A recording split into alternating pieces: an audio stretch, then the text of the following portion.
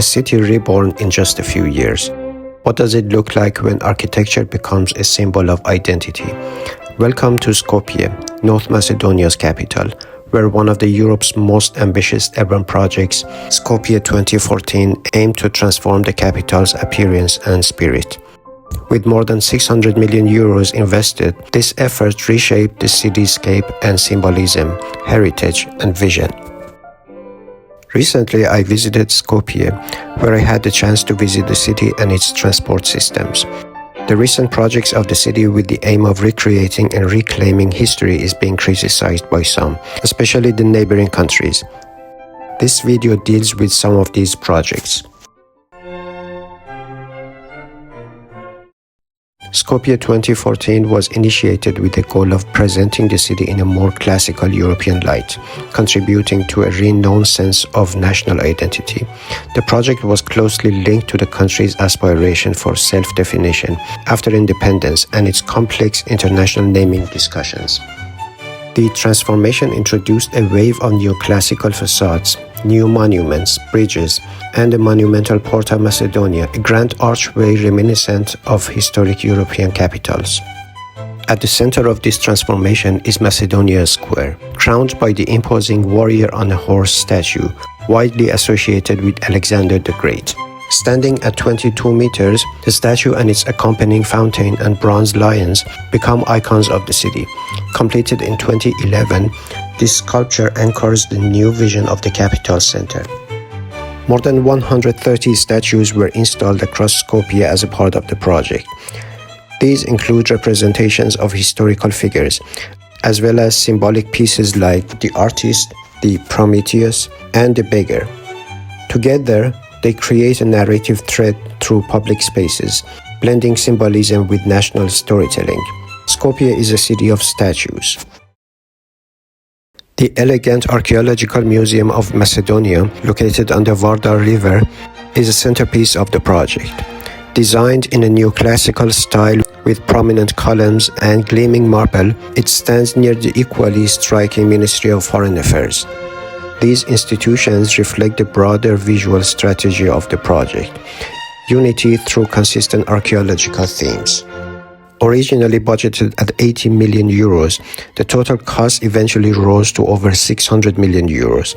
This level of investment demonstrated a strong commitment to urban renewal and cultural representation. While some questioned the scale and the budget, during times of economic challenge, unemployment was around 30% in 2013. Many saw the project as long-term investment in national pride and tourism. The materials and methods used for Skopje 2014 also drew attention. Marble, often imported, was a key component in achieving the desired aesthetic. Changes along Vardar riverfront reshaped public spaces, and some critics focused on how the new structures interacted with existing infrastructure. While the buildings favored symbolic presence over modern energy efficiency, they significantly changed how locals and visitors experienced the city. Skopje is a city with deep and varied history. From the ancient Roman town of Skopje through the Ottoman period and its modern development under Yugoslavia, the city has long been a mosaic of influences. This layered identity is visible in places like the Old Bazaar, the Stone Bridge, and the modernist structures from the 20th century. After a 6.1 magnitude earthquake in 1963 destroyed more than 75% of the city, Skopje underwent a dramatic transformation.